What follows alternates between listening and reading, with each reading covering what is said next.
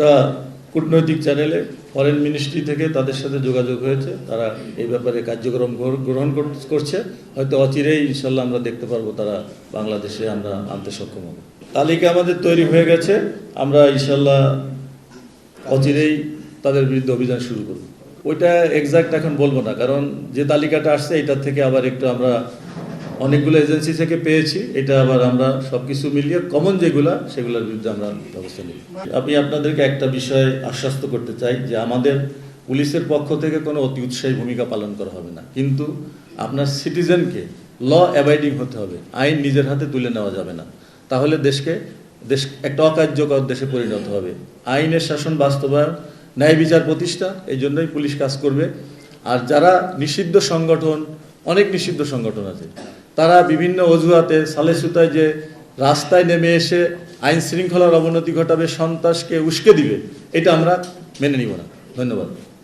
Mob সন্ত্রাস নির্মূলে অবশ্যই পরিকল্পনা আছে। আপনারা ইতিমধ্যে দেখেছেন আমাদের দেশের যে আনএমপ্লয়মেন্ট আছে, এটার কারণে যে সংগঠনই কোনো প্রোগ্রামের ডাক দেয় সেখানে কিন্তু লোকের সমস্যা হয় না। আর কিশোর গ্যাং, এটা অলরেডি তাদের বিরুদ্ধে আমরা ব্যবস্থা নিতে শুরু করেছি। বিশেষ করে মাদকের সাথে রিলেটেড লোকজনই কিন্তু এই জিনিসগুলোর সাথে বেশি জড়িত হয়। কোনো ভদ্রলোক, ল অ্যাবাইডিং সিটিজেন কিন্তু এই মবের সাথে জড়িত না। আবার কিছু আছে এই মব থেকে ফায়দা লোটার জন্য লুটপাট এবং বিভিন্ন রকমের অপকর্ম করার জন্য তারা এইটা আরও যারা ব্যাপক আকারে ছড়ায় সেগুলো চেষ্টা করে। তা আমরা মূল মব তৈরিকারী যারা, তাদেরও লিস্ট তৈরি করতেছি। সে যত ক্ষমতাধর হোক তাদেরকে আইনের আওতায় নেওয়া হবে। স্টে সেফের ডাবল লেয়ার প্রোটেকশনই পিরিয়ডের হেভি ফ্লোর দিনগুলোতে আমাকে রাখে নিরাপদে। Stay safe. পুলিশ সরকারের একটি গুরুত্বপূর্ণ পার্ট এবং জনগণেরও একটা ভূমিকা রাখার জন্য গুরুত্বপূর্ণ ভূমিকা পালন করে থাকে। তো জনগণ যদি ল অ্যাবাইডিং হয়, আমাদেরকে বিভিন্ন রকমের রাজনৈতিক প্রশ্ন অনেক সময় করা হয়, এগুলো আমি বলবো আপনারা আমাদেরকে কোনো রাজনৈতিক ব্যাপারে প্রশ্ন করবেন না। আমাদের সঙ্গে শুধু আইন শৃঙ্খলা রক্ষা এবং আপনাদের সাথে যে সেবা দেওয়ার সম্পর্ক, সেই ব্যাপারেই আপনারা কথা বলবেন। তাহলে হয়তো পুলিশ এক সময় দেখবেন যে তারা কোনো রাজনৈতিক স্লোগানও দিবে না, রাজনৈতিক কর্মকাণ্ডেও জড়িত হবে না। বাংলাদেশ পুলিশকে আপনি যে দলে যে মতেরই হন না কেন, পুলিশ হচ্ছে জনগণের বন্ধু। কোনো ধরনের অপরাধ বা সে যদি কোনো ধরনের ভিকটিমের শিকার হয়, অন্যায় শিকার হয়, তার মূল জায়গাটা প্রথমে কিন্তু পুলিশ।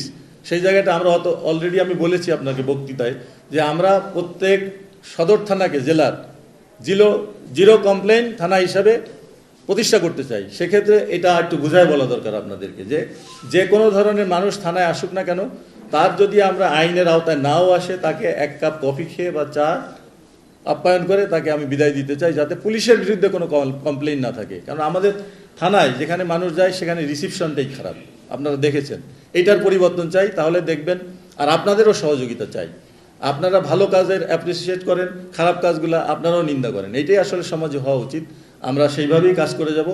আপনাদের সাথে আমাদের যে জনগণের দূরত্ব, আমাদের সাথে আপনাদের বিশ্বাস যে ভঙ্গ হয়েছে, দীর্ঘ 17 বছরে তারা যে কার্যক্রম করেছে, এটা কিন্তু বাংলাদেশের সব পুলিশ এর সঙ্গে জড়িত না। হাতে গোনা নেতৃত্বে কয়েকজন ছিল, তাদের নিজস্ব স্বার্থ সিদ্ধির জন্য রাষ্ট্রের যে দায়িত্ব পালন করা উচিত ছিল সেটা না করে তারা যে কাজ করেছে, এই জন্য পুলিশের তো দুর্নাম বদনাম হয়েছে। অলরেডি আমি আপনাদেরকে বলেছি যে নির্বাচনে আমাদের একটা সুযোগ হয়েছে যে আমরা জনগণের কাছে যাওয়া। আমরা বাংলাদেশ পুলিশ এবং অন্যান্য আইন শৃঙ্খলা বাহিনী যে বাংলাদেশের জন্য সঠিক কাজ করতে পারে তার প্রমাণ আপনারা পেয়েছেন। ইতিহাসের সব থেকে নিরপেক্ষ, গ্রহণযোগ্য এবং বিশ্বস্ত একটি নির্বাচনের মাধ্যমে একটা গণতান্ত্রিক সরকার প্রতিষ্ঠিত হয়েছে। এই সরকারের ভালো কাজ করার জন্য আপনারা সহযোগিতা করবেন, আমি এই আশাবাদ ব্যক্ত করছি। এবং এই কাজগুলো করার জন্য প্রথম কাজ হচ্ছে আইন শৃঙ্খলার উন্নয়ন।